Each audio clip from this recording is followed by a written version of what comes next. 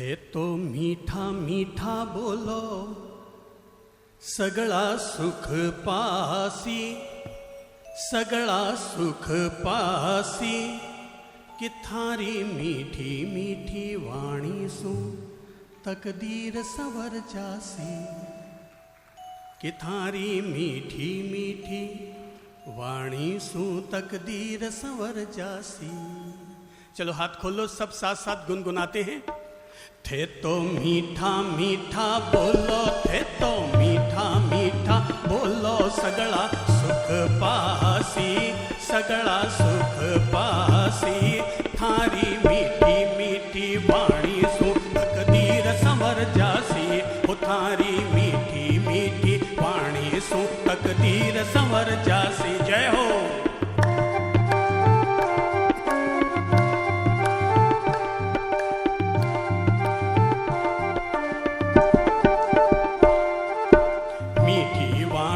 इमरत जैसी सबरे दिल ने भावे, बोलो मीठी वाणी इमरत जैसी सबरे दिल ने भावे। उण रे आगे माखन मिश्री भी फीकी पड़ जावे, उण रे आगे मीठी वाणी सु टूटोड़ा, मीठी वाणी सु टूटोड़ा रिश्ता जुड़ जासी, रिश्ता जुड़ जासी कि थारे मीठी मीठी वाणी सु तकदीर संवर जासी, कि थारी मीठी मीठी वाणी सु तकदीर। थे तो मीठा मीठा बोलो। अपने पड़ोसी को जरूर सुना दे, चाहे सास बैठी है, बहू भाई बैठा है या पापा। थे तो मीठा मीठा बोलो सगळा सुख पासी, हो सगळा सुख पासी कि थारी मीठी मीठी मीठी मीठी मीठी मीठी वाणी सु तकदीर संवर जासी, हो थारी मीठी मीठी वाणी सु तकदीर संवर जासी।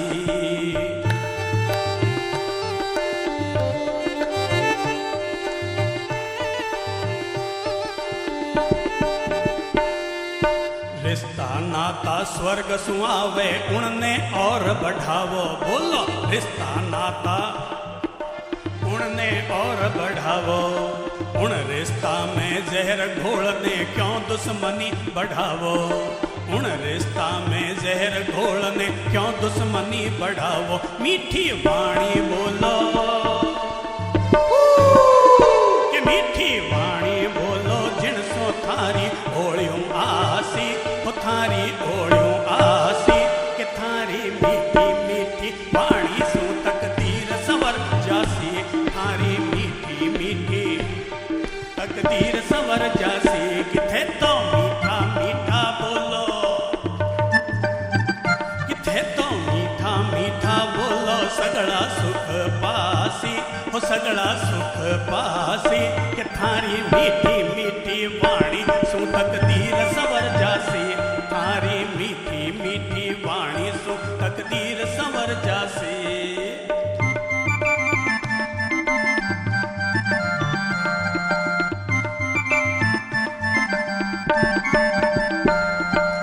कोई थाने कड़वो बोले थे तो कहीं बोलो थे, कोई थाना कड़वो बोले तो थे पाछा कहीं बोलो कड़वा बोलो कि मीठा बोलो, जोर से बोलो तो मीठा बोलो कि कड़वा, कहीं बोले थे मीठा, अभी बोलो तो कड़वा हो पण अब चेंज कर सापा। कोई थाने कड़वो बोले थे तो मीठा बोलो, कोई थाने कड़वो बोले थे तो मीठा। अरे कीचड़ रे बदले में थे तो रंग प्रेम रो घोड़ो, कीचड़ रे बदले में थे तो रंग प्रेम रो। थारे प्रेम रंग रे आगे,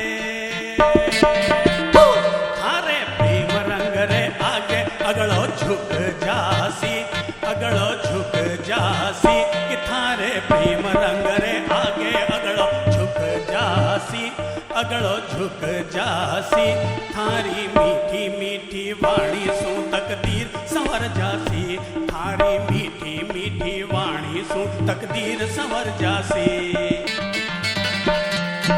चंद्र प्रभुरी वाणी सुनने दिल में प्रीत जगावो, चंद्र प्रभुरी वाणी सुनने दिल में प्रीत जगावो। माफ करो या माफी मांगो सबने गले लगावो, माफ करो या माफी मांगो सबने गले लगावो। थारो प्रेम देखने थारो प्रेम देखने ठाकुर जी भी दौड़िया आसी, दौड़िया आसी। थारी मीठी मीठी वाणी सु तकदीर संवर जासी, थारी मीठी मीठी वाणी सु तकदीर। है तो मीठा मीठा बोलो, सब लो भाई सब बोलो। है तो मीठा मीठा बोलो रे, है तो मीठा मीठा बोलो, है तो मीठा मीठा बोलो। सगड़ा सुख पासी, सगड़ा सुख पासी। थारी मीठी मीठी वाणी सु तकदीर संवर जासी, थारी मीठी मीठी वाणी सु तकदीर संवर जासी। कि थारी मीठी मीठी मीठी मीठी मीठी मीठी मीठी मीठी वाणी सु तकदीर संवर जासी। कि थारी मीठी मीठी वाणी सु तकदीर संवर जासी।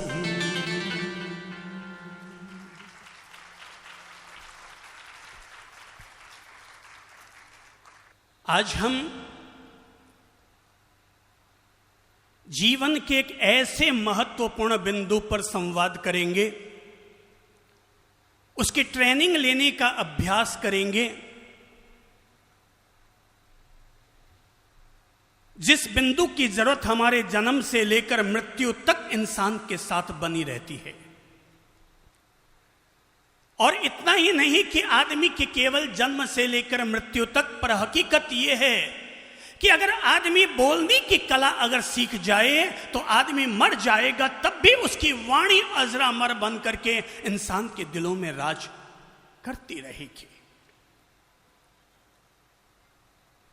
मैं इसलिए आज आप लोगों को वाणी की ताकत हासिल करवाना चाहूंगा, क्योंकि मुझे पता है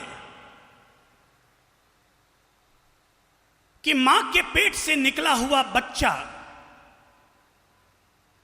कमान से निकला हुआ तीर, सब बोलो तो, मां के पेट से निकला हुआ बच्चा और कमान से निकला हुआ तीर और इंसान की जबान से निकला हुआ वचन कभी भी इंसान के पास लौटकर वापस नहीं आ सकता। इंसान को ऊंचा उठने के लिए केवल कोई बड़ी डिग्रियों की जरूरत नहीं होती, इंसान को ऊंचा उठने के लिए तो केवल उसके ऊंचे शब्द ही उसको बादशाह बना देते हैं। दिलों में जगह न तो हथियार से होती है न अधिकार से होती है, दिलों में तो जगह केवल इंसान के अच्छे वचन और व्यवहार से होती है। किसी समय मैं अपनी मस्ती में बैठा हुआ था कि एक युवक हमारे पास आया और आकर कहने लगा, गुरुदेव, मैं केवल आपसे यह सवाल पूछने आया हूं कि हमारे पूरे शरीर में सबसे अच्छा और उत्तम अंग कौन सा है। मैं पल भर के लिए मौन हुआ, उसकी बात पर विचार किया और विचार करके मैंने धीरज से केवल एक ही जवाब दिया, भाई हमारे पूरे शरीर में सबसे अगर कोई अच्छा अंग है तो है हमारी जबान। क्या है हमारी जबान।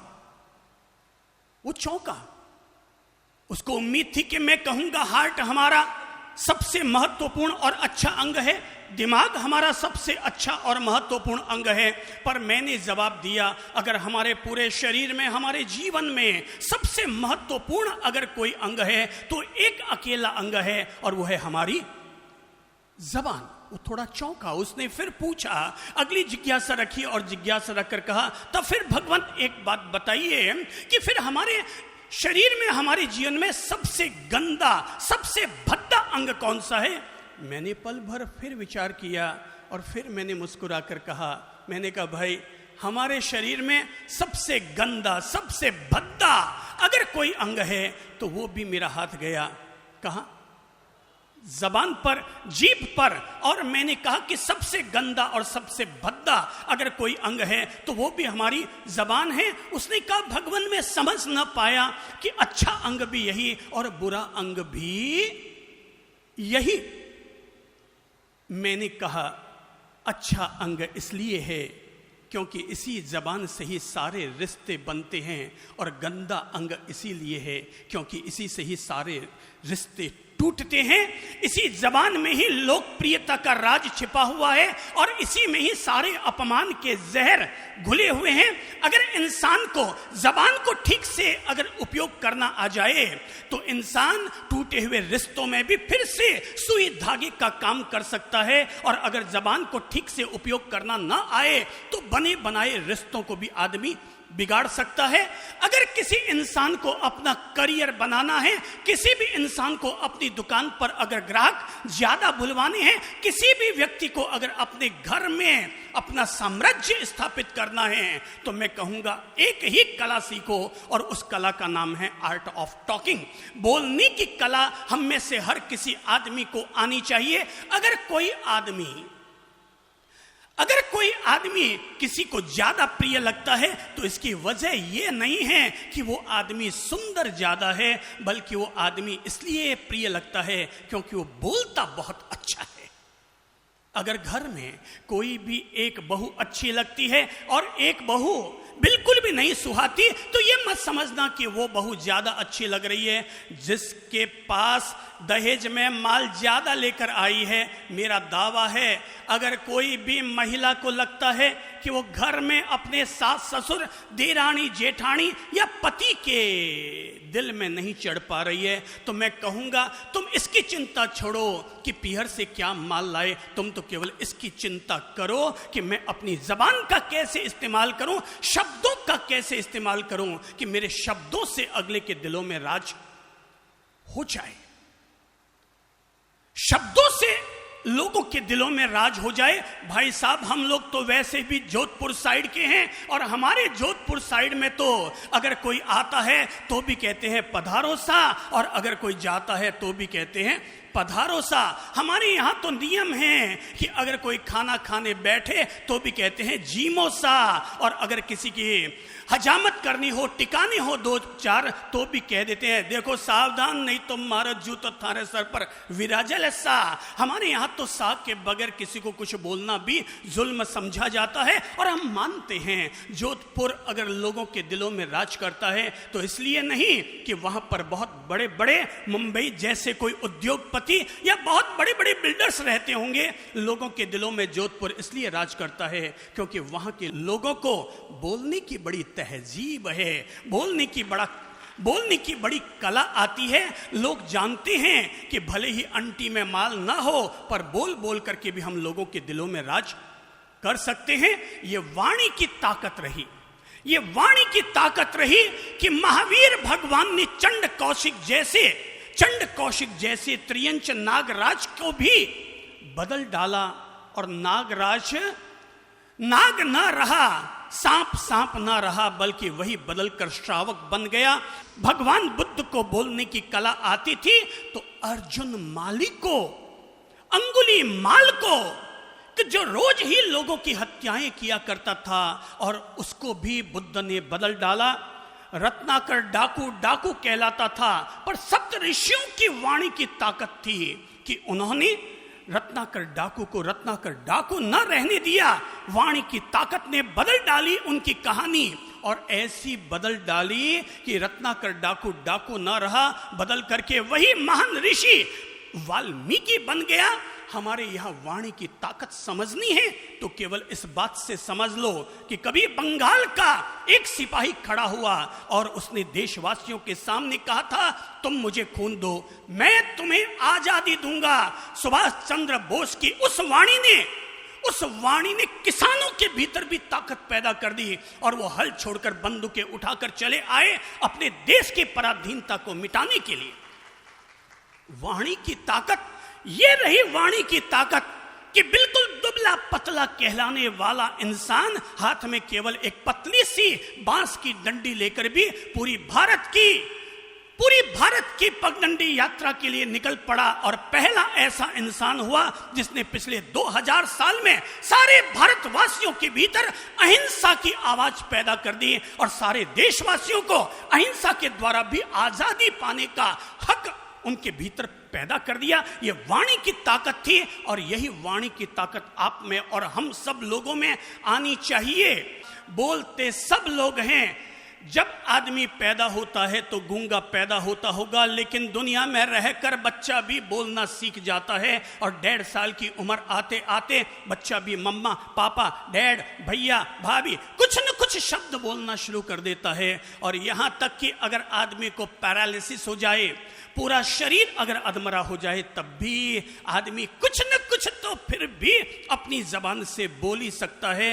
ये जबान अगर ठीक से इस्तेमाल करना आ जाए, मस्तक को थोड़ा झुका कर देखिए, अहंकार मिट जाएगा। मस्तक को थोड़ा झुका कर देखिए, अहंकार मिट जाएगा। आंखों में 2 आंसू लाकर देखिए, पत्थर दिल भी पिघल जाएगा।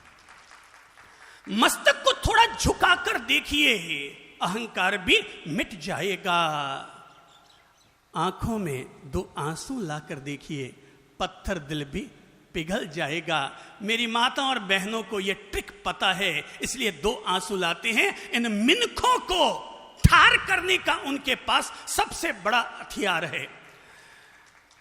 पाकिस्तान को अगर ठार करना हो तो भारत के सिपाहियों के पास गोला और बारूद है, पर इन मिनखों को अगर ठार करना हो तो हर महिला के पास एक हथियार है, और वो हथियार है 2 आंसू ले आओ। और जैसे ही आंसू देखते हैं, हम पुरुषों की एक ही कमजोरी होती है, हम पुरुष लोग बड़े मजबूत होते हैं, हमारा दिल बड़ा मजबूत होता है।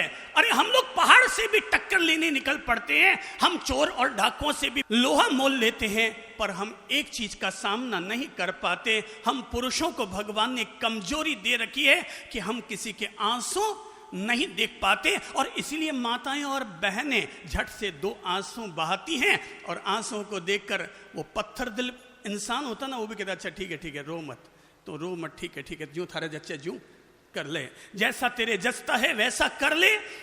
मस्तक को थोड़ा झुका कर देखिए, अहंकार मिट जाएगा। आंखों से 2 आंसू लाकर देखिए, पत्थर दिल भी पिघल जाएगा। अरे दांतों को थोड़ा आराम देकर देखिए, स्वास्थ्य सुधर जाएगा। और जबान पर थोड़ी लगाम देखकर देखिए, क्लेश का माहौल भी मिट जाएगा।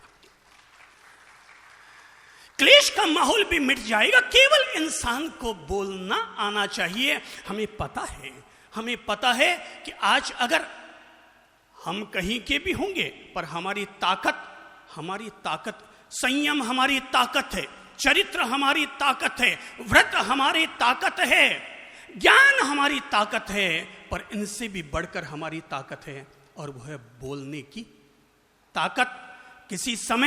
किसी समय लोगों के पास पैसे की ताकत कहलाती थी, सत्ता की ताकत कहलाती थी, कलम की ताकत कहलाती थी। पर मैं बता दूं, दुनिया में आज तक जितनी भी बड़ी से बड़ी क्रांतियां हुई हैं, वो केवल एक ही ताकत के बलबूते हुई है, और वो है बोलने की ताकत के बलबूते।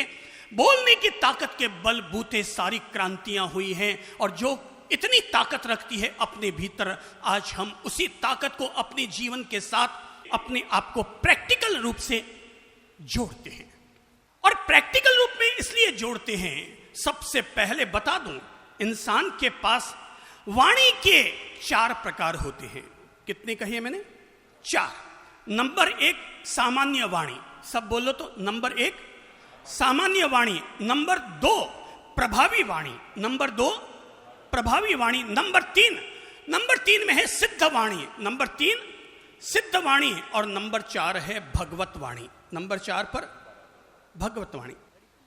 किसे कहते हैं हम सामान्य वाणी, प्रभावी वाणी?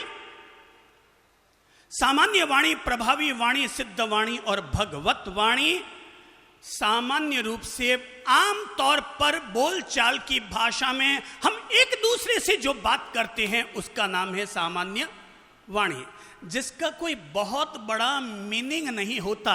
4 महिलाएं खड़ी है, 4 महिलाएं बैठी आपस में बातें कर रही है, बतिया रही है, इधर की उधर की, थोड़ी तेरी थोड़ी मेरी, थोड़ी घर की थोड़ी बाहर की। ये सामान्य वाणी है, ये वाणी हम बोलते हैं और इस वाणी का कोई न प्रभाव होता है न कोई परिणाम होता है, बस केवल टाइम पास हुआ करता है। दिन भर ही लोग सामान्य वाणी बोलते रहते हैं, पर दूसरी वाणी है जिसे मैं कहता हूं प्रभावी वाणी है। ऐसी वाणी है कि जिसको सुनने के लिए आदमी लट्टू की तरह बैठा रहे, जिसे सुनने के लिए आदमी उतावला बावला रहे।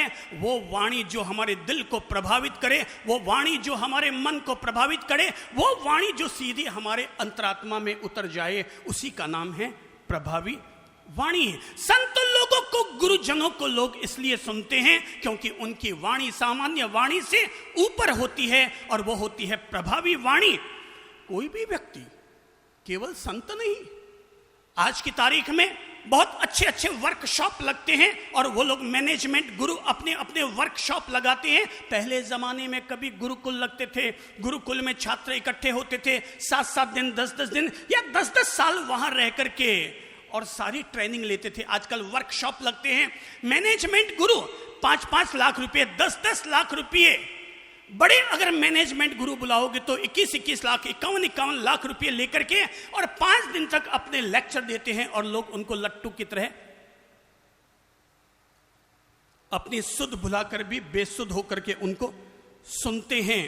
प्रभावी वाणी हम लोग जो बोलते हैं, ये वो वाणी होती है जो आदमी के ठेठ अंदर तक जाकर के जैसे झाड़ू आंगन को साफ करता है, ऐसे ही हमारी वाणी आप लोगों के ब्रेन को वॉशिंग करती है, दिल को वॉशिंग करती है। जैसे वॉशिंग मशीन गंदे कपड़ों को साफ कर देती है, ऐसे ही हमारी प्रभावी वाणी लोगों के दिलों को साफ कर देती है। सर्फ लगाओ तो बर्तन साफ हो जाते हैं और केवल हमें प्यार से सुन लो तो सुनने मात्र से लोगों की दूरियां खत्म हो जाती है, परिवार में प्रेम घुल जाता है और आदमी का अंदर का जहर अपने आप निकल करके बाहर बिखर पड़ता है।